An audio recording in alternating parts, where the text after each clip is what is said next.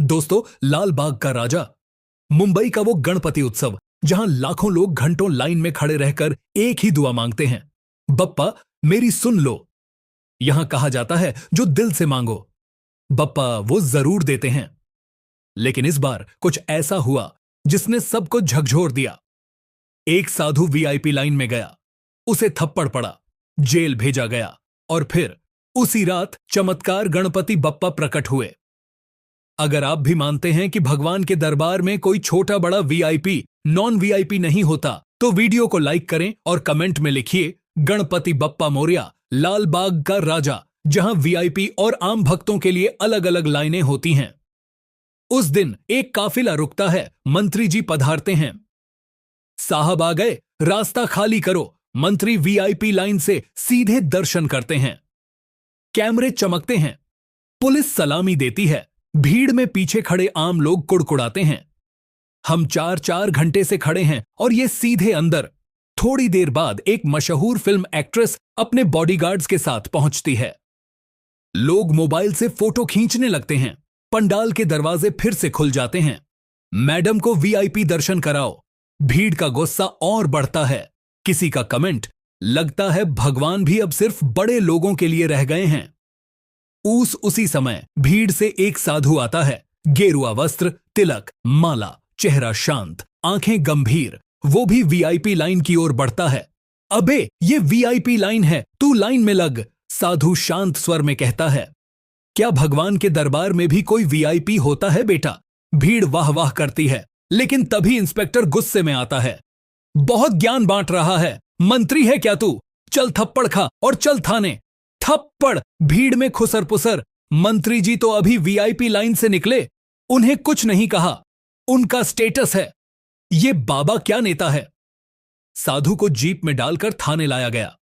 वो शांति से एक कोठरी में बैठता है, आंखें बंद करता है और ध्यान लगाता है। धीरे धीरे दीवारों से प्रकाश फैलने लगता है। चारों ओर मंत्रों की गूंज, ओम गम गणपतये नमः। थाने के लोग चौंकते हैं। सिपाही दौड़कर इंस्पेक्टर से कहता है, साहब कोठरी से रोशनी आ रही है, कुछ तो चमत्कार हो रहा है। इंस्पेक्टर घर में नींद में है। अचानक चमकती रोशनी से उसका सपना जाग उठता है। गणपति बप्पा प्रकट होते हैं। बप्पा की गंभीर आवाज, जिसे तुमने अपमानित किया वो मेरा भक्त है।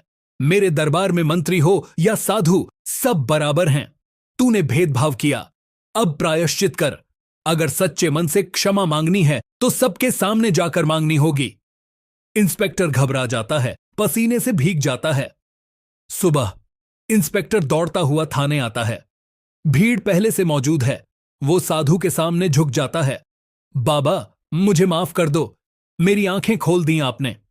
मैंने मंत्री को भगवान समझा, भक्त को अपराधी बना दिया। भीड़ जोर से जयकारा लगाती है, गणपति बप्पा मोरया। साधु मुस्कुराते हैं, धीरे धीरे नकली दाढ़ी और माला उतारते हैं। वो कोई और नहीं बल्कि जिले के डीएम रंजीत गुप्ता होते हैं। मैंने साधु का वेश इसलिए धारण किया क्योंकि मैं देखना चाहता था कि भगवान के दरबार में भक्तों को कैसा सम्मान मिलता है। आज से वीआईपी दर्शन की व्यवस्था बंद।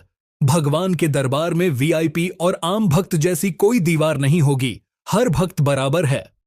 दोस्तों, ये कहानी सिर्फ लाल बाग की नहीं है, बल्कि उस सोच की है जहां वीआईपी और आम भक्त के बीच दीवारें खड़ी कर दी जाती हैं। भगवान के दरबार में कोई वीआईपी लाइन नहीं होनी चाहिए, क्योंकि जब तक भक्तों को बराबरी का सम्मान नहीं मिलेगा, तब तक भक्ति अधूरी रहेगी। अब वक्त है कि हम सब आवाज उठाए। वीआईपी लाइन की बजाय एक ही लाइन हो, जहां मंत्री भी खड़े हों और साधु भी, जहां अफसर भी खड़े हों और मजदूर भी, क्योंकि भगवान सबको एक ही नजर से देखते हैं।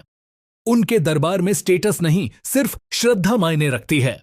अगर आप भी चाहते हैं कि मंदिरों और पंडालों से वीआईपी लाइन हमेशा के लिए खत्म हो, तो इस वीडियो को शेयर कीजिए और कमेंट में लिखिए गणपति बप्पा मोरया।